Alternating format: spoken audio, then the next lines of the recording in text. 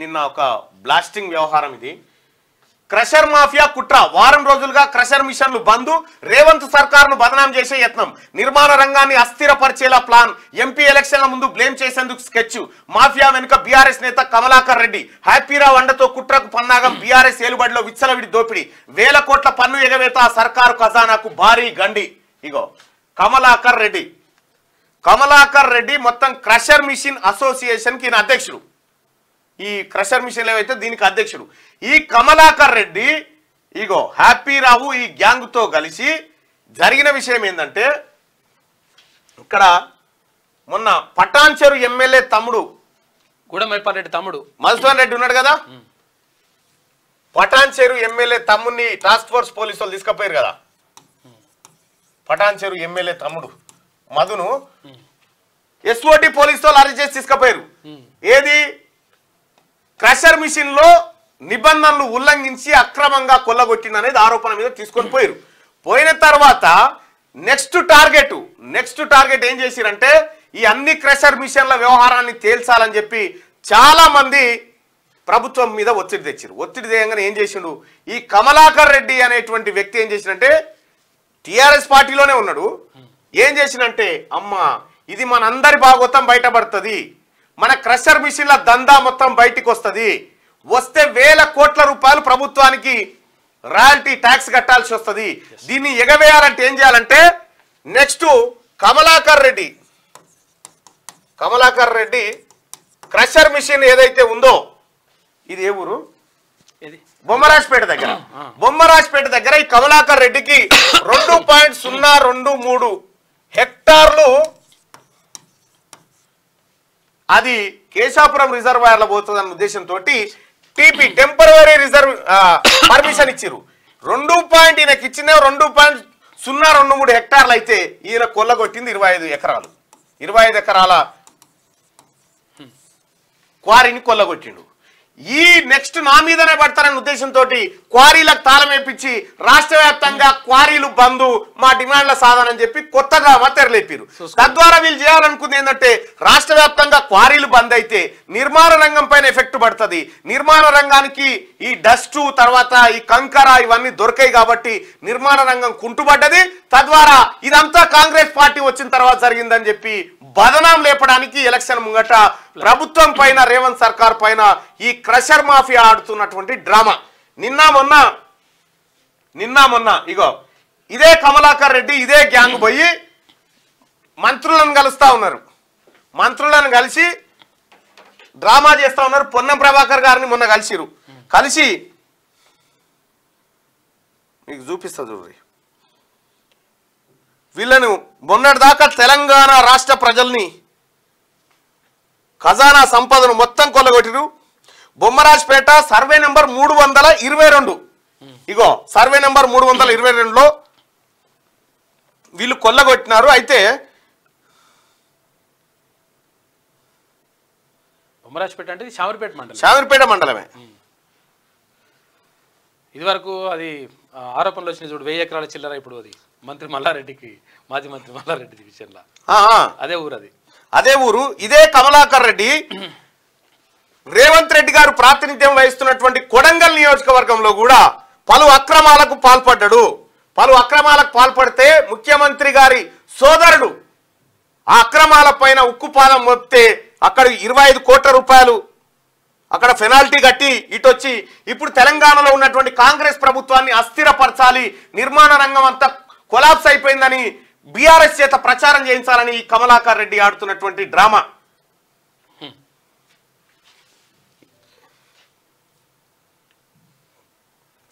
ఇగో కమలాకర్ రెడ్డికి సంబంధించి ఇవి ఏది వరహగిరిపల్లి గండీడ్ మండలం మహబూబ్ నగర్ లో ఇదే ఈయన క్వారీలు ఈయన అక్రమాలన్నీ అక్కడి నుంచి స్టార్ట్ అయిపోయినాయి. తెలంగాణలో మచ్చనగేరి కమలాకర్ రెడ్డి తండ్రి మల్లారెడ్డి ఈయన చిరునామా వరహగిరిపల్లి గండీడ్ మండలం. మొన్నటిదాకా టిఆర్ఎస్ పార్టీ నాయకులకు బినామీలుగా ఏది వాళ్ళకు దోచిపెట్టేటువంటి దొంగలుగా ఉన్నటువంటి ఈ ముఠ తాజాగా ఇప్పుడు రేవంత్ సర్కార్ పైన మొన్ననేమో ముఖ్యమంత్రి గారు ఉత్తగానే చెప్పలేమన్నా ఆడాడ గంజాయి మొక్కలను నాటిపోయిందని. ఈఆర్సీ ఎవరైతే ఉన్నారో, ఈఆర్సీ ఎలక్ట్రిసిటీ రెగ్యులేషన్ కమిటీ ఏదైతే ఉందో ఆ కమిషన్ చైర్మన్ గా ఉన్నటువంటి తన్నీరు శ్రీరంగరావు ఏదైతే మీరు ఫస్ట్ పైసలు కట్టినాకనే ఉచిత కరెంట్ ఇయ్యరని చెప్పి ఎట్లయితే ప్రభుత్వాన్ని డిస్టర్బ్ చేయాలనుకుందో, సేమ్ ఈ మాఫియా కూడా నిర్మాణ రంగాన్ని దెబ్బతీసేందుకు రేవంత్ సర్కార్ ప్రభుత్వం ప్రతిష్టను భంగపరచడం కోసం ఈ ముఠ, ఈ కమలాకర్ రెడ్డి అనేటువంటి ముఠ చాలా తీవ్రంగా ప్రయత్నిస్తా ఉంది. అయితే మళ్ళా మంత్రులందరూ వచ్చి కలుస్తా ఉన్నారు. తెలంగాణ మంత్రులారా, ఇది పెద్ద గ్యాంగ్, ఇది ఈ ముఠ. ఇక్కడే పక్కనే ఇంకొక క్వారీలు ఉంటాయి, బూడిద నందారెడ్డి అని. ఆ క్వారీలకు సంబంధించి మల్రెడ్డి రంగానికి ఒకసారి ఫోన్ చేస్తే ఈ మొత్తం తెలుస్తుంది.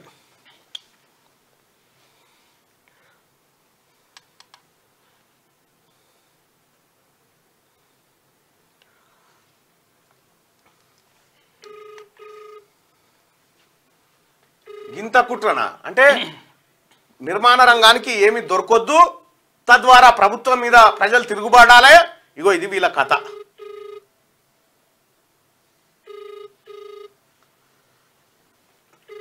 యావత్ తెలంగాణ ప్రజానికం కర్రు కాల్చి వాత పెట్టిన బీఆర్ఎస్ నేతలకు హలో అన్న, నమస్కారం అన్న.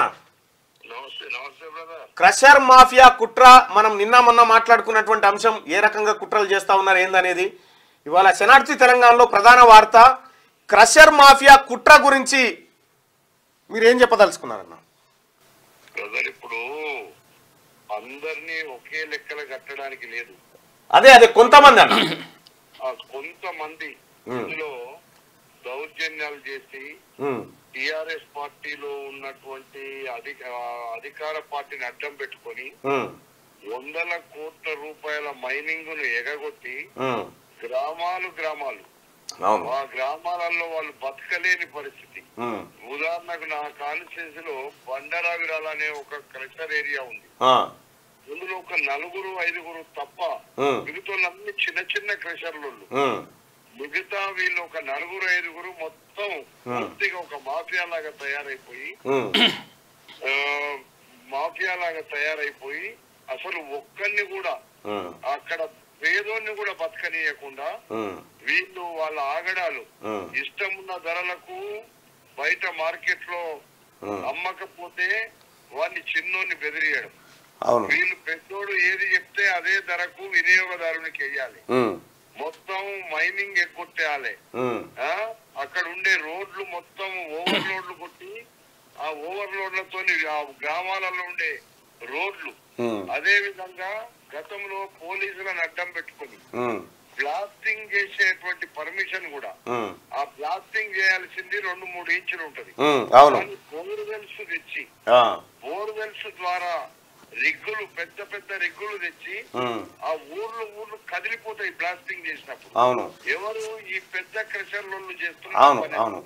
ఇక్కడ రంగన 2 సార్లు మీ ఓటమికి కారణం ఈ క్రషర్ మాఫియానే. అవును, వాళ్ళంతా డబ్బుల మాఫియా. డబ్బులంతా ప్రభుత్వానికి డబ్బులు ఎగ్గొట్టినారు. అదే విధంగా ప్రభుత్వానికి డబ్బులు ఎగ్గొట్టి ఆ డబ్బంతా అధికార పార్టీకి ఇచ్చి వాళ్ళ ఆగడాలు నడిపించినారు. ఇప్పుడు మా సీఎం గారు వచ్చిన తర్వాత రాష్ట్ర వ్యాప్తంగా ఉన్నటువంటి క్రషర్స్ మీద గాని, దొంగ ఇసుక మీద గాని, ఎక్కడైతే మైనింగ్ మాఫియా ఉందో వాళ్ళందరినీ కంట్రోల్ చేయడానికి అధికారులకు ఆదేశాలు ఇచ్చిండు. చాలా క్లియర్ గా మీరు చట్టపరంగా నడుపుకోండి, చట్టానికి వ్యతిరేకంగా నడపొద్దు, ప్రభుత్వానికి రావాల్సిన రాబడిని కూడా మీరు అందరిలాగా వాళ్ళు ప్రజల దగ్గర వసూలు చేస్తున్నారు కానీ ప్రభుత్వానికి ఇస్తలేరు. ప్రజల దగ్గర వసూలు చేయకుండా ప్రభుత్వానికి ఇయ్యకుండా అది కాదు. ఇప్పుడు ఇక్కడ ప్రజల దగ్గర విపరీతమైన ధరలు పెట్టుకున్నారు. అది కూడా చిన్నోడు ఎవడన్నా పోయి వాళ్ళకు కనీసము వాళ్ళకు పడ్డ రేటుకి వేస్తే కూడా వెయ్యనియరు వీళ్ళు. పోయి వాళ్ళు తంతరు పట్టుకొని, అంటే ఇక్కడ ఉండే బౌన్సర్లను పెట్టుకొని బండారాలు నడిపిన రోజులు ఉన్నాయి. గతంలో అభయ్ కుమార్ అనేటువంటి ఒక కలెక్టర్ అభయ్ కుమార్ అమయ్ కుమార్ ఆయన అయితే కోట్లు తీసుకుని ఒక మల్రెడ్డి రంగారెడ్డి వస్తే ఇక్కడ క్రషర్లను చట్టపరంగా నడుపమంటాడని 1 సంవత్సరం లీజ్ ఉండగానే ఆ లీజ్ ఇవ్వాలని ఆయన ఒక మీటింగ్ పెట్టుకున్నాడు పోలీసులను పెట్టి అధికార పార్టీ అండతోని. అంటే వీళ్ళు ఈ అనవసరంగా పేద ప్రజలను గ్రామాలను అక్కడ ఉండేటువంటి పరిస్థితినే రైతులకు ఎక్కడ చూసినా డస్ట్ అంతా ఎక్కడ పడుతుంది, పొలాల మీద, వరి చేనుల మీద, కూరగాయల మీద వాళ్ళు బతకలేని పరిస్థితి. దానికి ఇందులో ప్రధానంగా దానికి వీళ్ళు కూడా ఒత్తిడి పలికిండ్రు. Pollution control board. Pollution control board అంటే వాళ్ళే ముందు పొల్యూషన్ అయిపోయినారు. వాళ్ళు పొల్యూషన్ అయిపోయి వీళ్ళ మీద డబ్బు తిని ఆ ఏదైతే చట్ట ప్రకారంగా జరగాల్సింది జరగనీయలేదు. ఇంకోటన్నా ఇంకోటి బ్రదర్, వ్యాపారాలు నడవాలి, ఇండస్ట్రీస్ నడవాలి, అన్ని నడవాలి.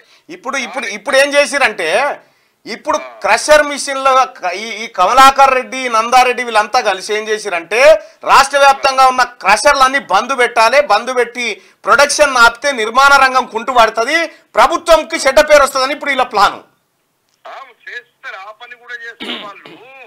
ఇప్పుడు మిగతా వాళ్ళని నడవనియరిగా ఈ మాఫియా ఏం చేస్తారంటే ఒక నలుగురు మొత్తానికి ఒక 10 మంది ఉంటారు బ్రదర్ ఇల్లు. అవును గంతే. 10 మంది దగ్గరనే ఇప్పుడు ఒక 2-3 వేల కోట్లు ఎక్కువచ్చినాయి. 1000 కోట్ల పన్నులు. ఒక పథకాన్ని ఈజీగా నడపొచ్చు అన్న ప్రభుత్వం.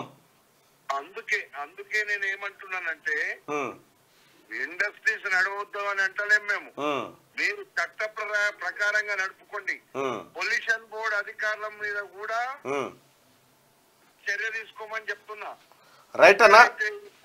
ఉండి గ్రామాలను ఆగం చేస్తుందో 30 ఏళ్లకే ముసలయ్యే పరిస్థితి ఉన్నారు. ఉన్న దగ్గర వాళ్ళు తాగే నీళ్ళ డస్టే, పండించే పంటల డస్టే కాదన్నా. వీళ్ళకి ఇచ్చే డెప్త్, వీళ్ళకి ఇచ్చే ప్రమాణాలు పాటించకుండా బోరు రిగ్గులు ఇక్కడ అంకిరెడ్డిపల్లి దగ్గర నేను మొన్న పోయినా రిగ్గుతోని 100 ఫీట్లు వేసి దాంట్లో పూసలు పెట్టి కొడితే ఊరే మీదికి లేచి కింద కూర్చుంటుంది. ఊర్లు పగిలిపోయినాయి. మా దగ్గర పోయి మీరు చూడండి, బండరావిరాల్లో పంపిస్తా, ఇవాళ పంపిస్తాను. చిన్నరావిరాల అక్కడ ఉండేటువంటి తారామతిపేట, సద్దిపల్లి, ఈ గ్రామాలన్నీ వాళ్ళు బతకలేని పరిస్థితి. ఆ ఊర్లలో కూడా ఏం చేస్తారు వీళ్ళు, ఒక 4-5 మెయింటైన్ చేస్తారు. వాళ్ళకి ఎన్నో డబ్బులు ఇస్తారు. వాళ్ళు ఎవరైనా గడబడి చేస్తే వీళ్ళని తీసుకొచ్చి ఈ అక్రమాలకు పాల్పడే వాళ్ళని ఎట్టి పరిస్థితుల్లో ఉపేక్షించకండి. వీళ్ళు పాల్పడ్డటువంటి అక్రమాలకు రాష్ట్ర ప్రభుత్వానికి కట్టాల్సిన 10 times పెనాల్టీ ఏదైతే ఉందో ముక్కు విండి కట్టించండి. అందుకే ఇప్పుడు అది ముఖ్యమంత్రి గారే స్వయాన చూస్తున్నాడు.